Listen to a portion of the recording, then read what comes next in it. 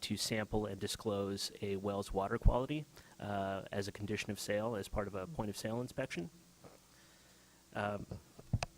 Waiting for a home or structure to sell in order to test its water quality will not actively achieve the board's goals and only serves to create burdensome and costly transaction delays, as well as erode the affordability of housing. Equally bad, because of the irregular and unpredictable pace of housing turnover, effective compliance cannot be achieved in any sort of timely fashion. While CAR would not oppose voluntary, systematic, and efficient programs to encourage well testing amongst all homeowners, any mandatory approach for well testing should be done as a community-wide comprehensive program to require regular testing of all wells and not just those being transferred. Thank you very much for your consideration. The California Association of Realtors hopes to be a valuable resource and looks forward to working proactively with the board and other interested parties to improve groundwater management policies related to private wells. So I thank you very much indeed for your time. Thank you. Fair point. Next, we have Grant Wilson from the Earth Law Center. Thank you for your comments as well.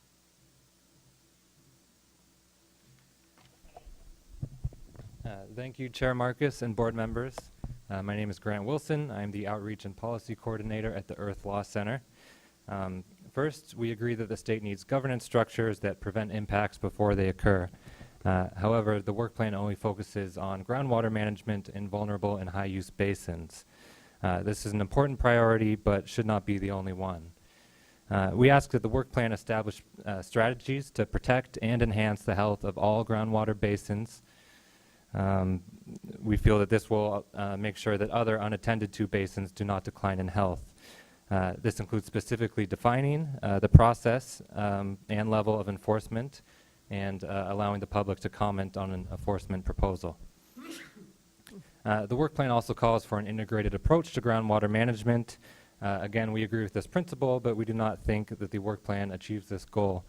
As many people have said today, an integrated approach to groundwater management must recognize the interaction between groundwater withdrawals and surface water flows, and also actively protect in-stream flow from groundwater withdrawals. Also inversely, surface water diversions that affect groundwater basins must be integrated into the work plan in order to protect groundwater supplies.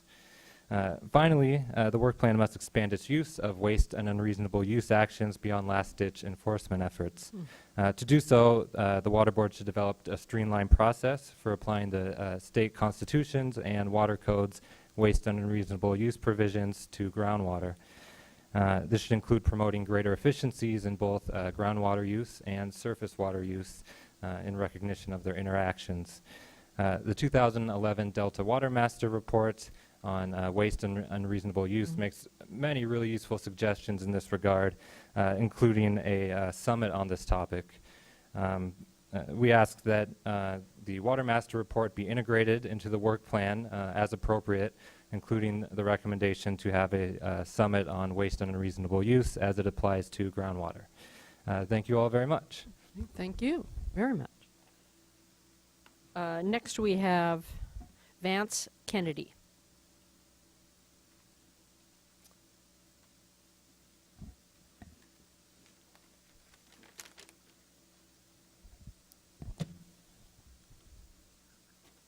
I'm Vance Kennedy from Modesto. I retired as a research hydrologist 30 years ago. And I continue to be interested in water in the Modesto area.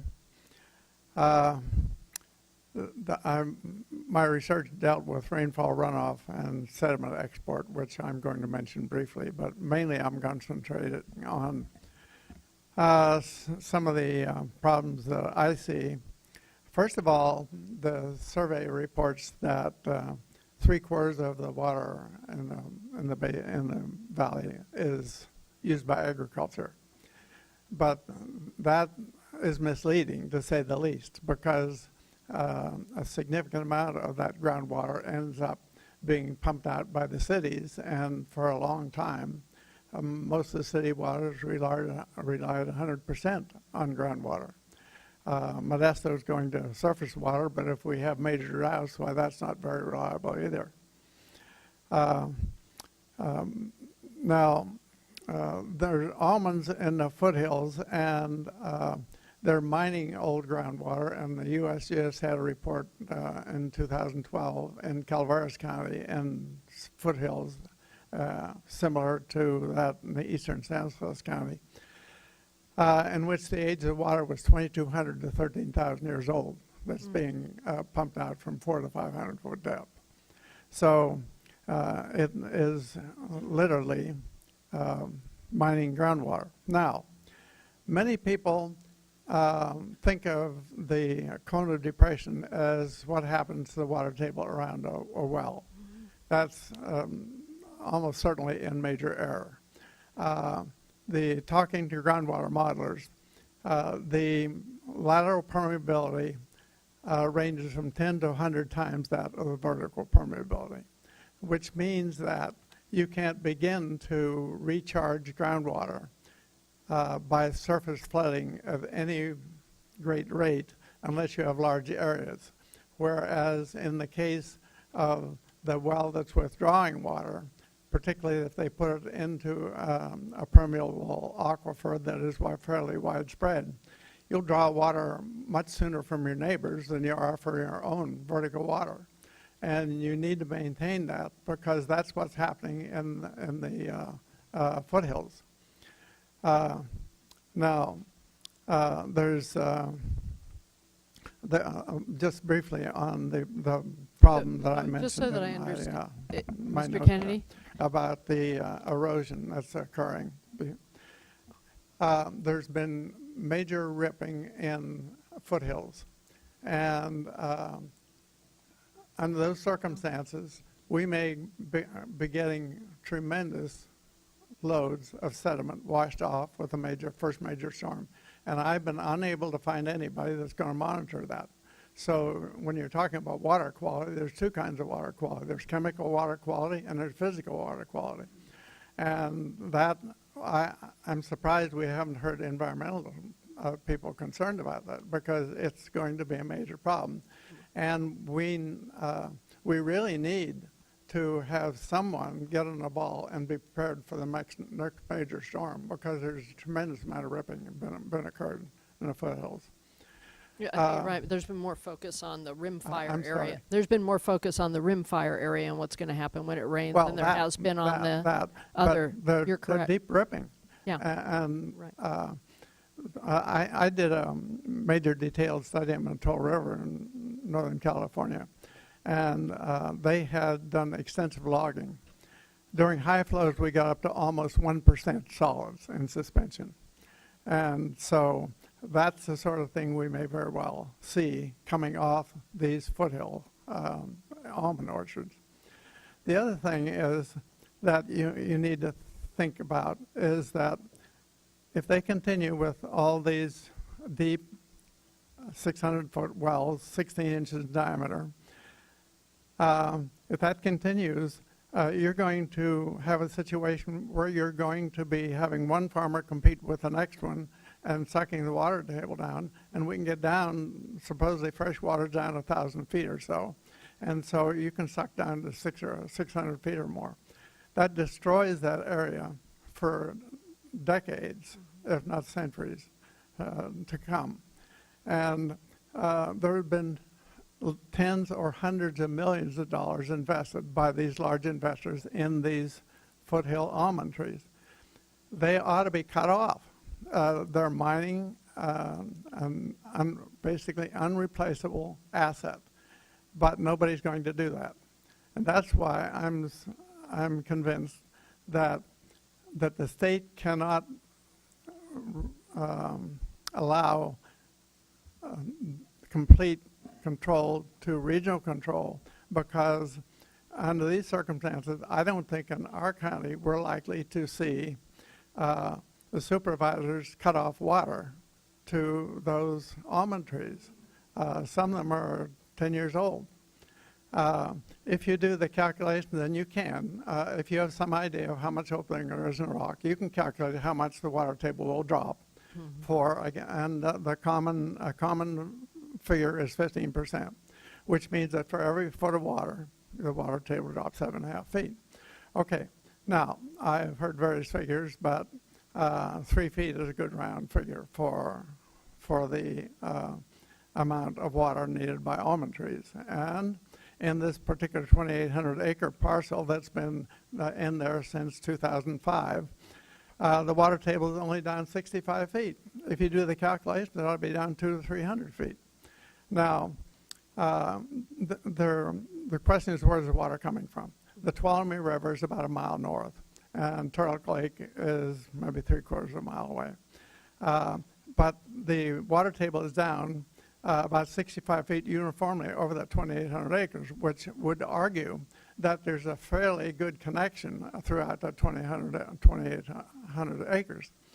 But there are means, which you folks probably know about, that you can get a handle on where that water came from.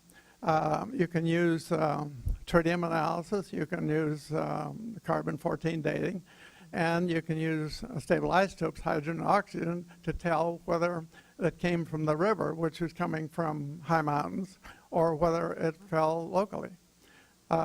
Anyway, in summary, I think that action needs to be taken rapidly. In the case of Stanislaus County, there was a problem with water export. It took them 4 years to do anything about it. Now they're setting up a 20 or 21 member committee with representing a wide range of, they're not going to agree on anything.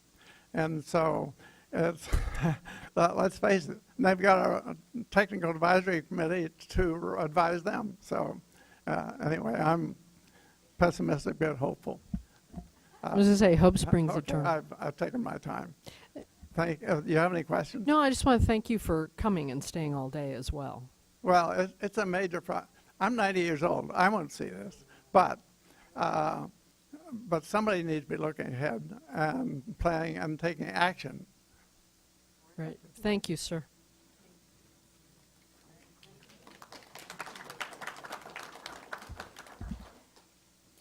Next we have Scott Cantrell from the Department of Fish and Wildlife.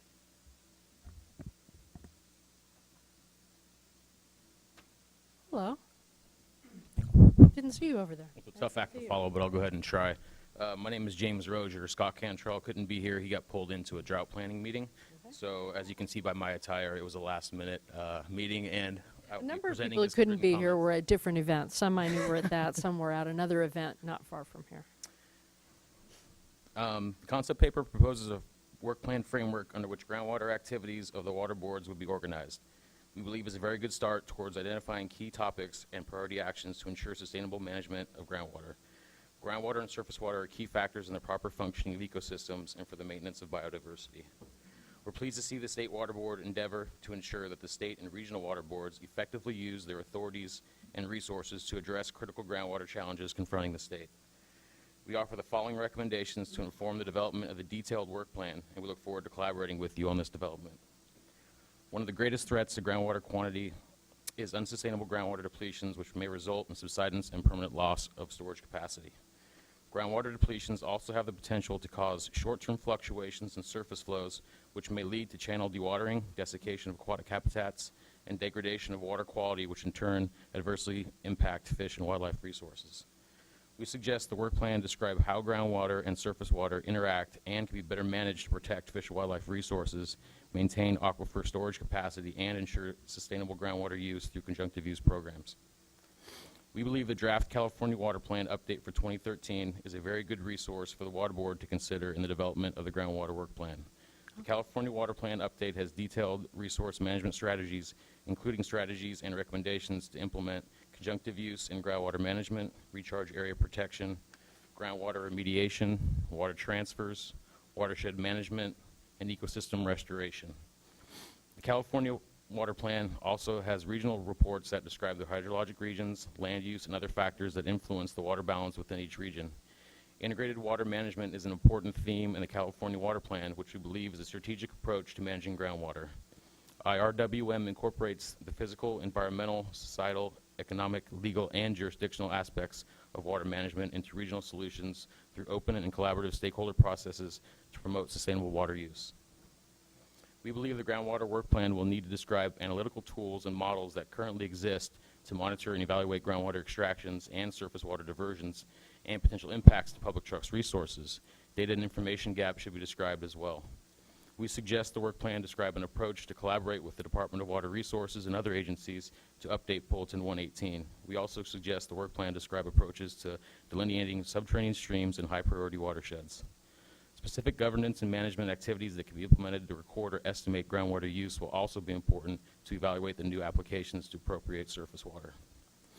A description of how groundwater is currently regulated and managed at the local, regional, and state levels should also be included in the work plan. A description of how the water boards can use their existing waste and reasonable use authority to address impacts to public trust resources would be informative. While the work plan stresses the importance of managing high-use basins, groundwater diversions in low-use basins can also impact public trust resources and the recovery of threatened and endangered species. We suggest the work plan address the need to protect low-use basins in circumstances where there exists potential to degrade ecosystems and habitats. Thank you for the opportunity to provide input on the draft groundwater work plan concept paper, and we look forward to helping you draft a detailed work plan. Thank you very much. We'll take you up on that. Next, we have Catherine Rubin from the LA Department of Water and Power.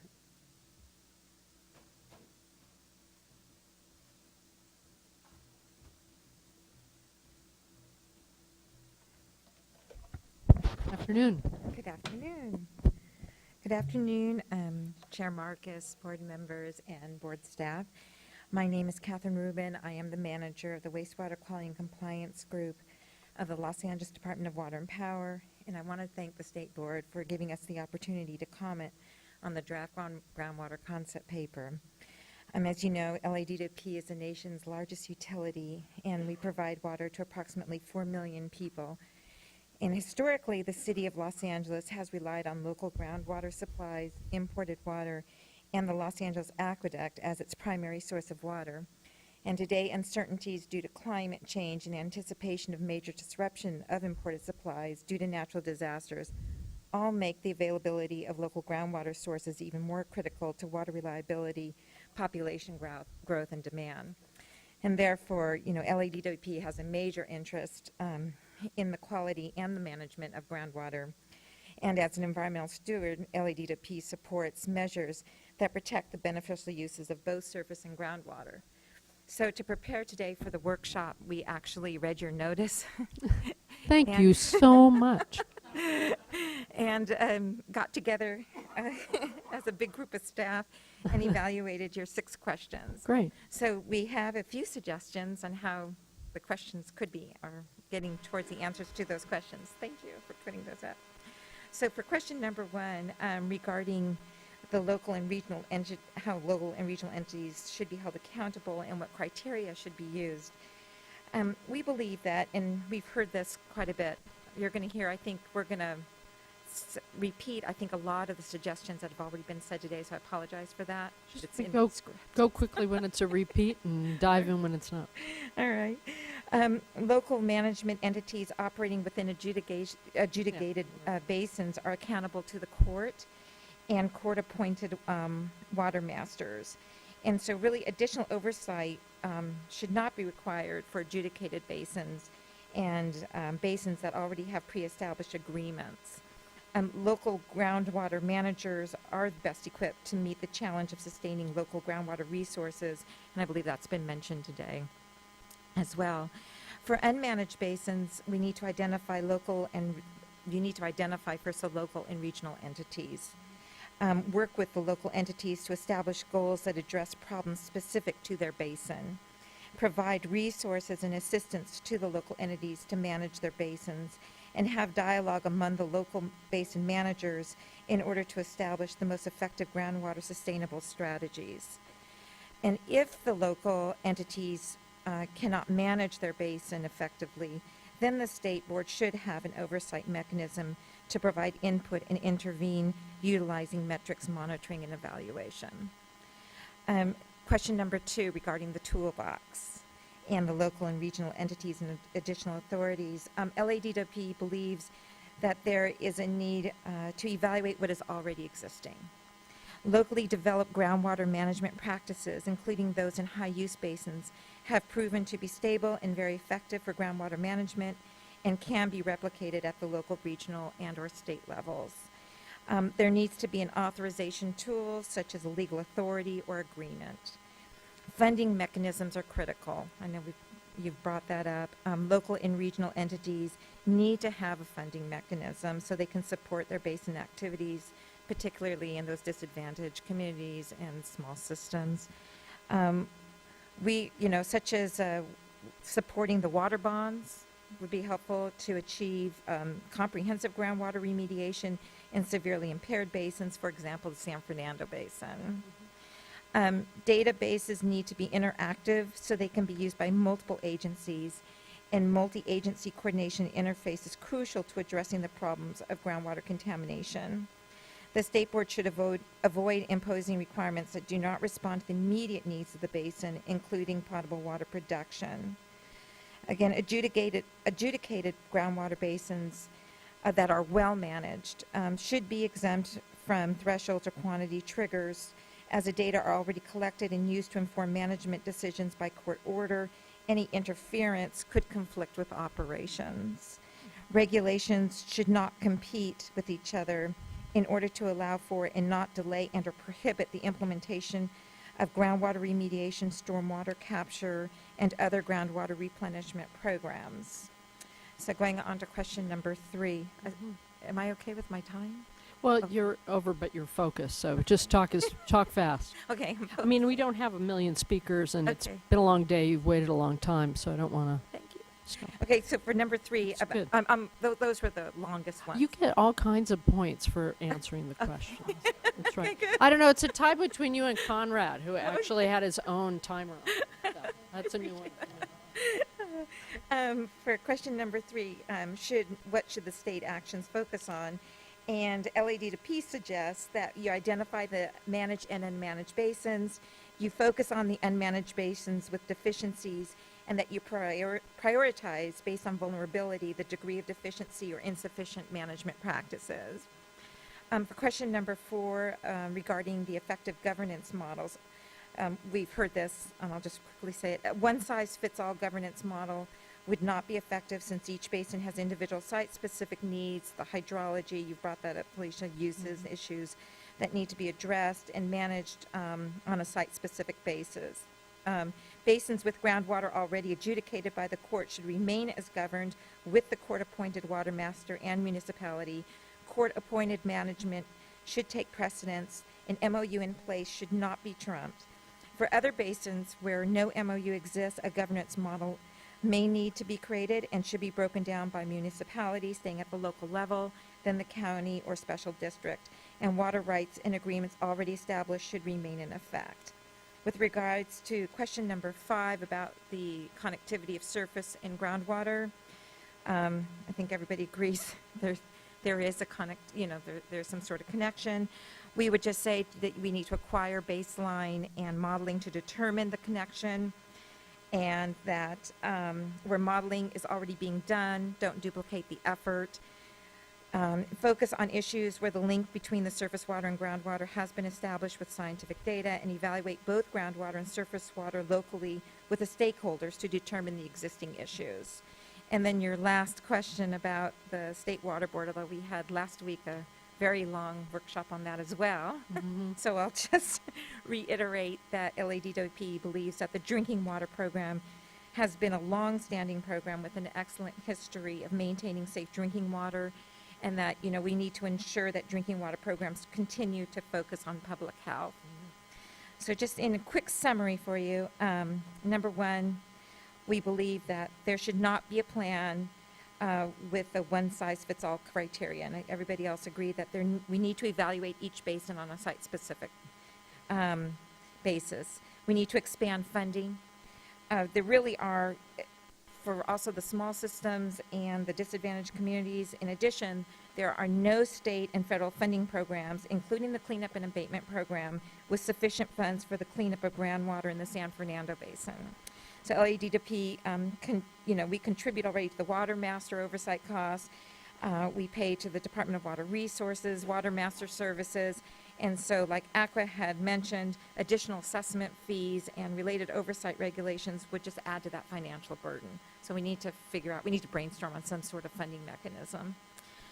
We need to focus on the areas where there is greatest need, maintain the local management and local control with the local groundwater manager, recognize the authority of the adjudicated water rights and court-appointed governance where present and pre-established agreements, develop working models from existing well-managed groundwater basins, and agency collaboration is key with local groundwater managers. It's important in order to effectively manage groundwater and implement good management practices.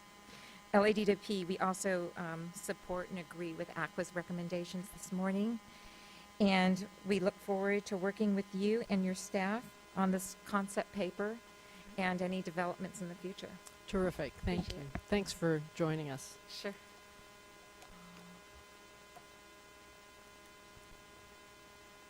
Greg Reed, also from LADWP. Hello, Mr. Reed. Good afternoon, Madam Chairman and board staff. Thank you for this opportunity. Let me adjust the microphone so I can stand comfortably here. Okay, and I appreciate the opportunity to address the board today and to also engage in the dialogue regarding the groundwater management plan. I'll kind of touch a little bit on some of the things that we're doing at DWP and highlight also just briefly on some of the things that Catherine also mentioned as well. Given, I have to just make the personal comment that given all the presentations today, I'm sure you're equally as impressed as I am at the diversity of challenges that the state faces in its groundwater resources with the various regions and the challenges, the various interest groups and the stakeholders. It's remarkable, which really points at, the concern that, a one-size-fits-all approach really isn't going to work. We need to have, tailored solutions for each of these challenges, region-based, interest group-based, stakeholder-based, and DWP supports that kind of approach. We look forward to the opportunity to engage the board in this process. We think that there's great opportunities for collaboration. We've actually partnered with the board in one of our primary groundwater sources, which is the San Fernando Basin.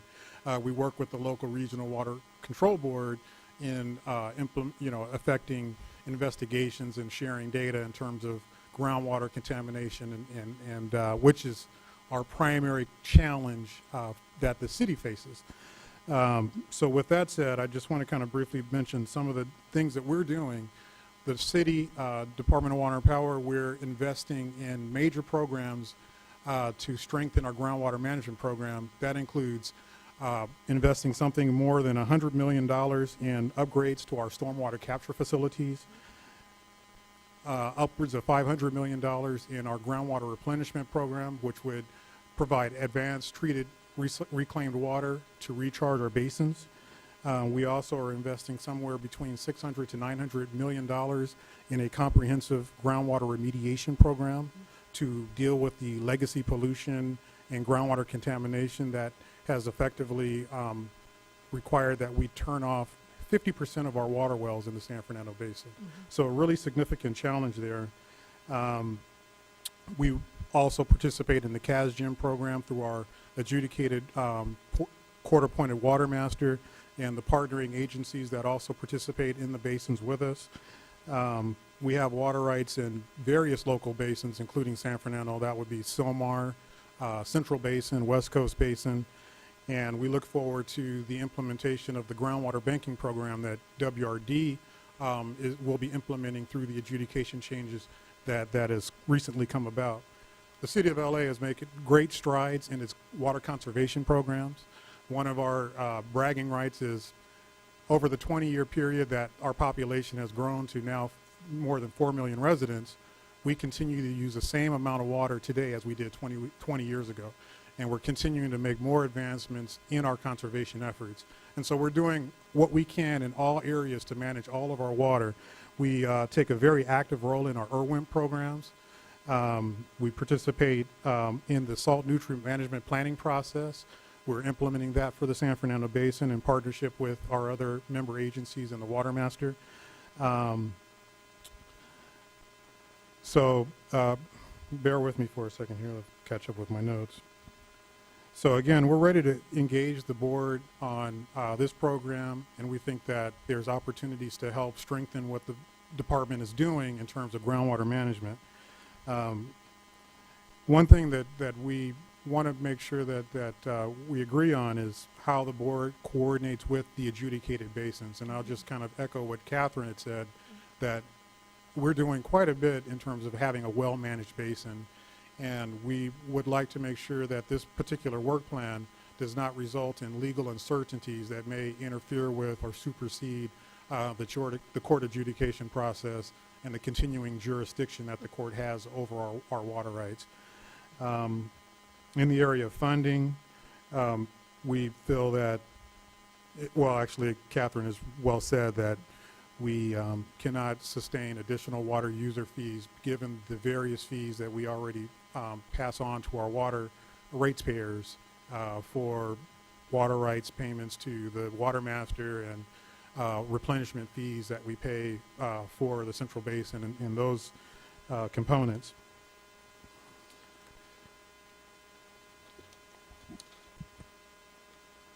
So I just want to just wrap up by saying that, you know, we appreciate the board's efforts. We look forward to a continued dialogue, working together on best management practices that can be implemented across the state and as a guideline, and learning from the other basin managers and what we can do in the San Fernando Basin to strengthen our groundwater management approach. Great. Thank you. Thank you so much. It's always good to have you all engaged. Thank you Okay. very much.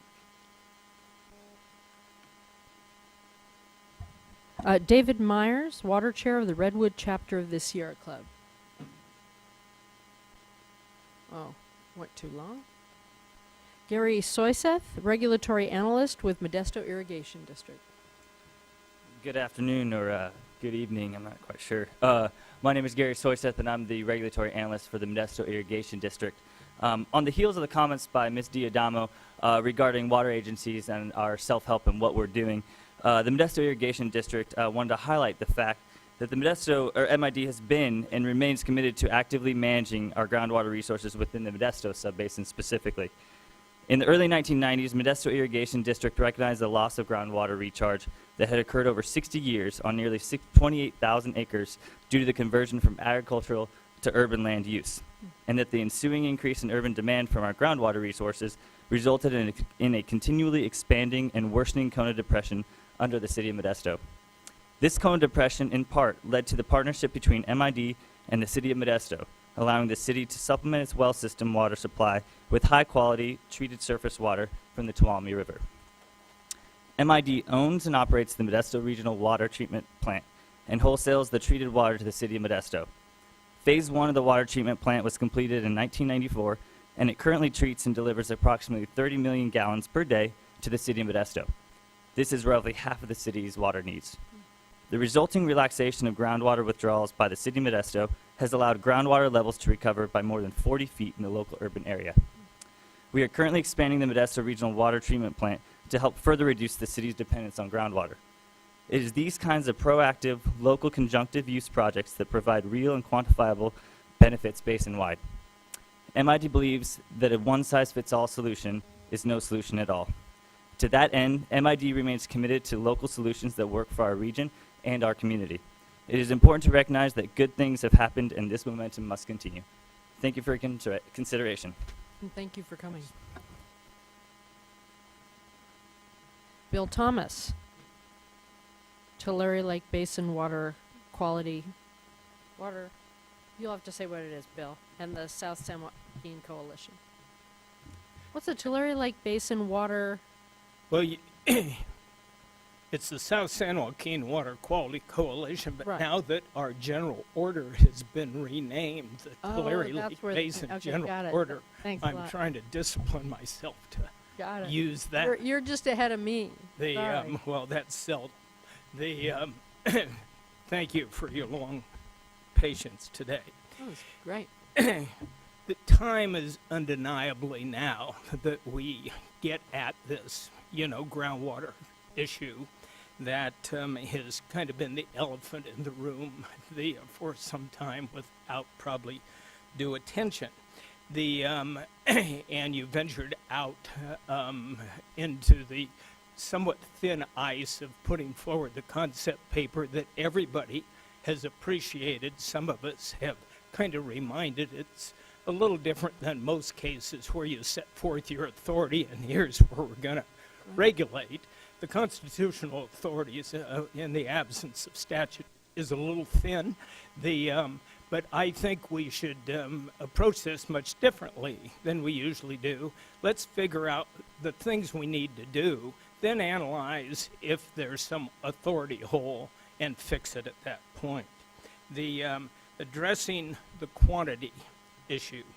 The groundwater, as we all know, has always been dealt with in California locally. That's how the adjudications are dealt with, and appropriately so, even though I stay well clear of those, and my southern partners deal with many of those groundwater adjudications. They are the effective and honored authorities to control in those areas. We've also, through the legislature, of course, passed 255 and later 3030 and later 1938 to establish local groundwater authorities. Certainly, even back to 255 was to deal with some of the quantity issues. And so that is of long standing. And several of those who are presently moving aggressively forward as these issues have presented themselves.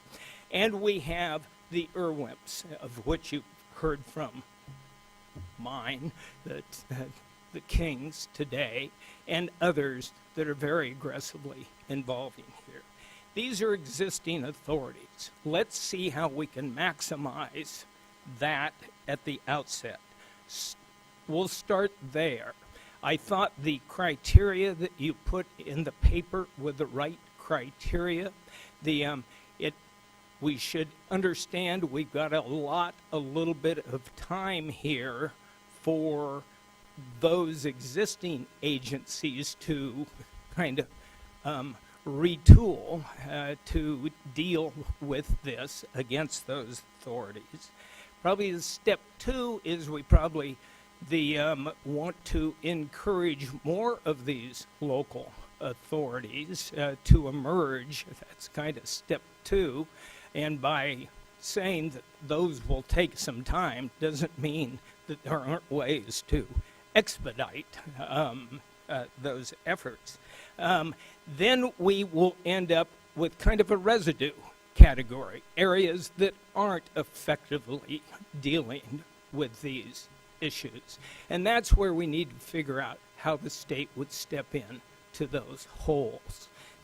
How do we develop the criteria to enter, and then probably sub-criteria as we emerge there, how to deal with it? Do we deal just with the monitoring? Do we get into some sort of quantity controls? Whatever it would be from there. That, in rough terms, is kind of how I see us entering into this whole malaise. I don't want to leave that without thanking Dee Dee for addressing this problem that absolutely we have with conversion of native lands, with changing crop patterns, with different horsepower and structures to serve those. Those relate very much to these issues. Now, who is not at the table that has some authority in that area? This screams for county involvement. It's not a water district, it's not the ag groups, it's not you that has that authority. But the counties do, and we need to have them engaged at the table and prioritize this. One of the interesting things about that is, having met with the rural county representatives in a rather large meeting, that is one of the meetings where an issue that people haven't raised today so much came up, which is where they feel they don't have all the adequate authorities, particularly where you have groundwater basins that span 2 counties. And so there is a very big need for localities and regions to get more tools than they have, but we need to just keep digging that up for some more immediate action to be able to facilitate what's going on. Because No question. many localities feel they just can't. It's not just money. Money's number one. But number two is that there really are some barriers that probably the legislature is going to have to remove. Probably all these Yeah. areas have problems that may need, that type of attention. The on quality, I don't think we need to worry too much about doing something wholly new and different on water quality. We've got the new general orders, the emerging in the valley, ag waivers in the balance of the areas, and as far as our immediate needs, which we fully embrace, the Governor's Drinking Water Task Force that Dave Orthen made reference to earlier, it's not a surprise that where we have unfettered authority per Porter Cologne, we kind of have things in place where we're going to have to work together to scratch our head. It's where our authorities haven't been recognized, more fully.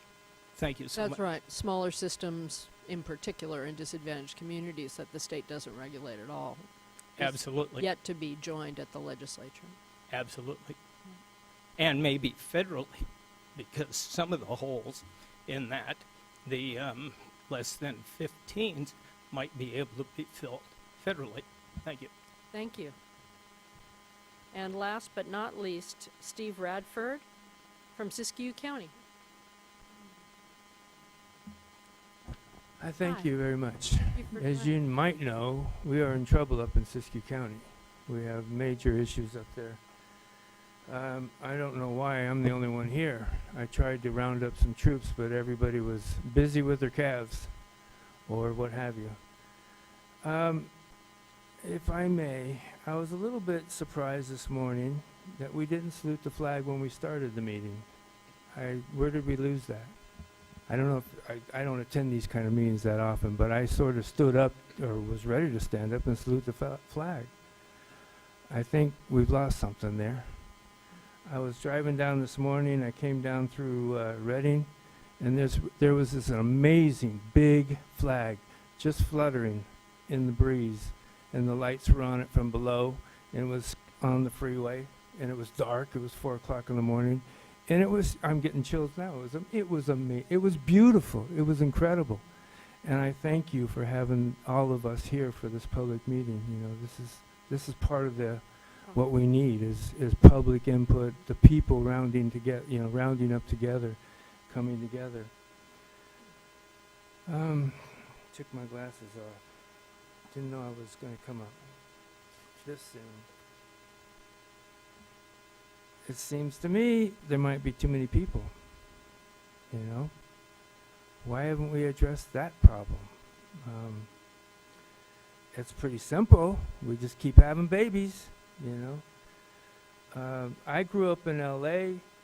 I left L.A. over 30 years ago in the 70s. There was too many people there at that time for me. And I wondered about the water back then. I'm a carpenter. I've been a carpenter for almost 40 years. I chose to go into the remodeling field because I did not want to be a part of building brand new houses. It just didn't make sense to me, and that was 40 years ago, in the 70s. I lived in Monterey for years. I lived in Monterey for 30 years. And for years, there was a water problem with the dams coming out, not coming out, back and forth, back and forth.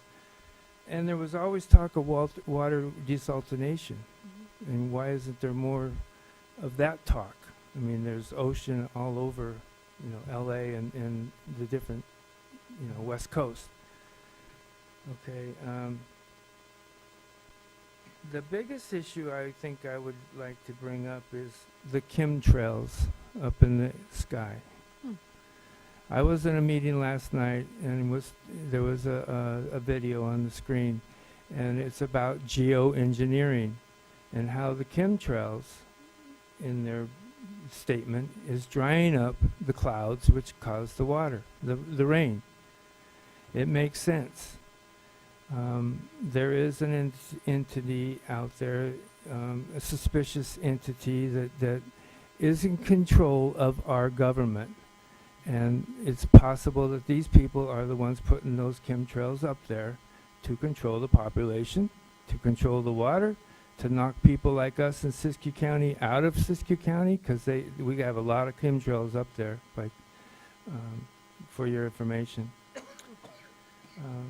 Again, I just want to thank you very much for having this meeting. I was going to come down here all along, and then I just kind of threw my hands up until last night when this chemtrail thing came up, and I spoke with somebody else from one of the water management entities up there. And with talking with him, I just said, I got to go. I got to get down there. One other thing, the river keepers were here and made a statement about their issues and what they're trying to bring. To me, they brought nothing but trouble to Siskiyou County. Their credibility is questionable. The people of Siskiyou County voted 80% to keep the dams in Siskiyou County. And I know you guys might be having an issue with that. I know, this is Sacramento. Yeah. I get confused between state and federal because we're fighting them both, or we're working with them both. Actually, we're trying to not fight. We're just trying to get educated and work with you. Okay. I appreciate your time very much. And thank you all. We appreciate you for driving all the way down here to join us and staying all day. Well, thank you all for joining us. It's been a very full day, and I want to turn to my colleagues we will be talking about this over the coming weeks and months, but I want to open it. I'm starting on that side. I'm starting on the right. I just incline towards the left, Espen. To the right. Sure. I want to thank everyone for taking their valuable time and thoughtful input and all of the comments that we've received. And I heard some acknowledgement that of efforts we've made to make this an open process.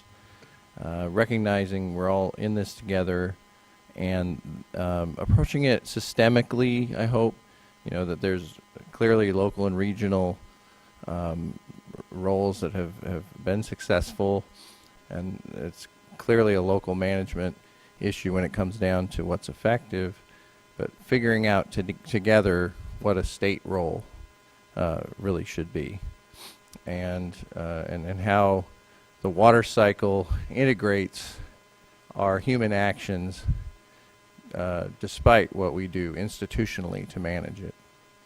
And so I think we heard that efforts to integrate groundwater management within a greater watershed or basin-based framework are yielding some promising fruit in terms of establishing goals and creating what we are trying to describe as sustainability.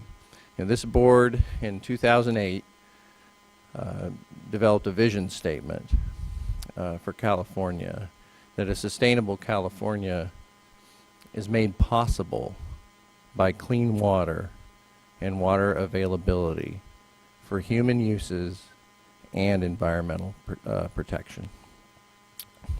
So I stand by that vision statement, and I want to encourage a local, regional, state partnership and dialogue in moving forward.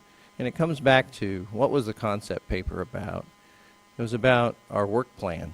That is, the work that our staff do at the state and regional boards to protect groundwater in all of its aspects. And so we highly value this input from decades of experience and knowledge of science, management, concern about water resources at the local level as we formulate our work plan. The activities our staff are going to undertake to help the citizens of California manage water resources in a sustainable manner. So I just want to set that collaborative tone and really appreciate the thoughtful and diverse input we've received today, and recognize, yes, these programs are connected, and I'm seeing that growth happen at the local level, and where we can identify issues that we're coming across when we try to integrate both within groundwater basins or governance structures, and where disadvantaged communities may not be getting the service they need in drinking water and wastewater issues. That's where we're adding value collectively to restructure our programs for the 21st century, because they evolved as problems or issues arose. Now we have to integrate in the face of climate change, population increase, and infrastructure that is decaying around us. As we rebuild, we have this great opportunity to integrate, and that includes land use too, as we've heard. That has to be integrated too, and that we can achieve through education and collaboration. So we'll take your comments to heart. We're going to formulate the work plan. I think I want to hear from my colleagues and staff about the process we choose to use moving forward. And but thanks again. This is a momentous time for California, and we appreciate your spirit of teamwork. Well said. That was very, very well said. I'll make my comments much shorter.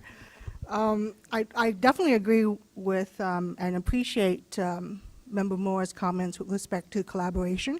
I think we've demonstrated through the process that have been undertaken to date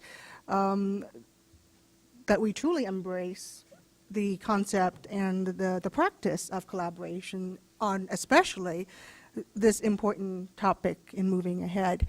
I will focus my very short remarks, however, to staff on efficiency, something that you are well familiar with hearing from me, and that is given the magnitude, significance, and the ever-growing and growing knowledge base with respect to groundwater and groundwater issue, I think we can easily spend the next 5, 10 years collaborating and trying to reach consensus and compromises on how to proceed. So my strong suggestions to staff is we've heard a lot of very good information today. We've received a lot of great feedback through the written comments. Let's take that in. I mean, let's use the information that is available to us right now, proceed with the work plan, keeping in mind that it's a work in process. As the chair emphasized at the beginning of today, this is the beginning of a dialogue. There's nothing that we put on paper that is fixed in stone. This is a work plan that will be shaped and further amended and adapted as we go forward, as we continue to work with all the stakeholders, as we continue to work with our partners at the federal, state, as well as local levels. But let's get started. Let's do this. And yes, we can do this in a collaborative manner that involves all the interested parties. But let's also take that first step as soon as possible and get us moving down towards actual projects and actual discussions, and not spend the next few years working on writing a work plan or writing another document.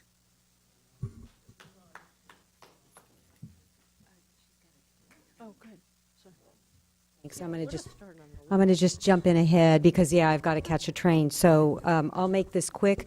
Ditto, ditto, ditto, and your comments 7 hours ago, ditto. So I'm going to just focus on carrots, plural, and stick. So I really like the idea of moving forward strategically and thoughtfully, but now.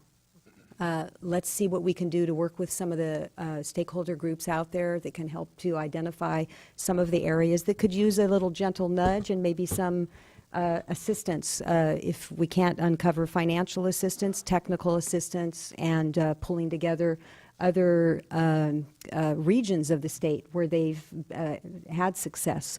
And if there's not an official template or a model, maybe just hooking them up with the right people. So I'd like to do that in the short order. State board as camp counselor? Is that what Yeah. Yeah, and I'm willing to go out there. I just, for those that are listening on the web and all that, if there's, tours that you want us to come out and see your area, if it's a success, great. I've only been called out where there are successes, though. I haven't really been called out where there are failures, where there are challenges and they're moving, to fix it. I've been called out in those situations. So would like to see the trouble spots. I really do think we need to recognize the connection between surface and groundwater, not just in this policy, but across, other policies that we're working on. So am very interested in hearing from staff and others about the best way to queue up that issue. Stakeholder processes, I think we need to do that. I think there are a lot of good ideas out there, and it looks like folks are going to be rolling up their sleeves. So look forward to working with everyone out there. And lastly, thank you for the suggestion about the flag salute. I actually have that on my list of things that I keep meaning to bring up at our organizational meetings, and then I just keep forgetting to. So hopefully we can incorporate that as well. Thank you. Thank you.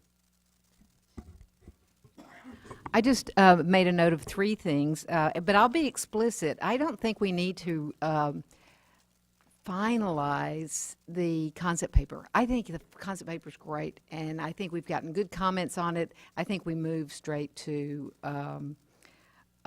coming up with our next steps. And we've just been through quite an effort on drinking water. And I think there are some things that we can learn from that we can use from the drinking water experience to figure out how to do these things more quickly rather than over a long, drawn-out period. So I would recommend Jennifer's gone. So I recommend that you can do forced marches. The Jennifer Clary Special Work Plan Stakeholder Group. I recommend that we form that. I also recommend that we set up an interagency group to identify what people are doing and what where we are. Where we can work together and how we can make that effort of working together clearer to stakeholders. And finally, identify those short-term kind of no regrets actions that we can do in the next year, along with those that are going to take longer, so that there is some sense of progress on this issue, so that people stay interested. If it goes on for years, people think we've forgotten. Thank you. Oh, very good. Thank you, and thank you all. I thank my colleagues for those very good thoughts.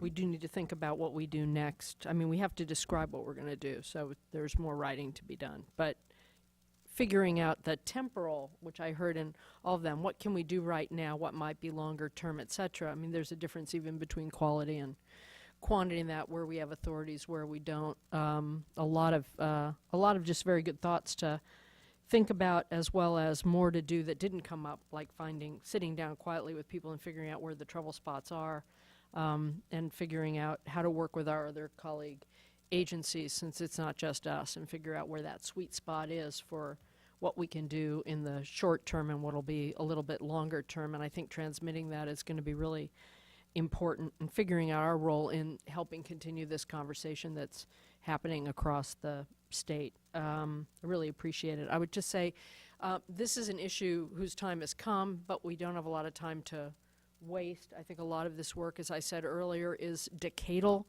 work. A decade's not very long, and we don't have that much time. So we need to deal with these things immediately, but I think we need to deal with them thoughtfully. And I appreciate all the good hard work of my colleagues, but particularly of the staff in teeing this up, and all the meetings out in the field that you've already done, and the ones that we've joined you in, and the many more that you've done yourselves. And it's very thoughtful, and we'll just continue that work to figure out how to make continuous progress on both the newer issues, some of the harder issues about quantity, but also doubling down on the quality issues that are very much in our wheelhouse to begin with. So thank you all for the time, and thank you very much for the quality of thinking and constructive spirit with which people have approached both the written comments and your participation. There are some ways in which being more blunt and pointed might get us somewhere faster, but there's still time for that. So thank you all for the quality. More soon. And with that, need I do more than adjourn? Anyone look at me? I might forget something. I will adjourn this meeting. Thank you, and Tam, thank you for the sound assist.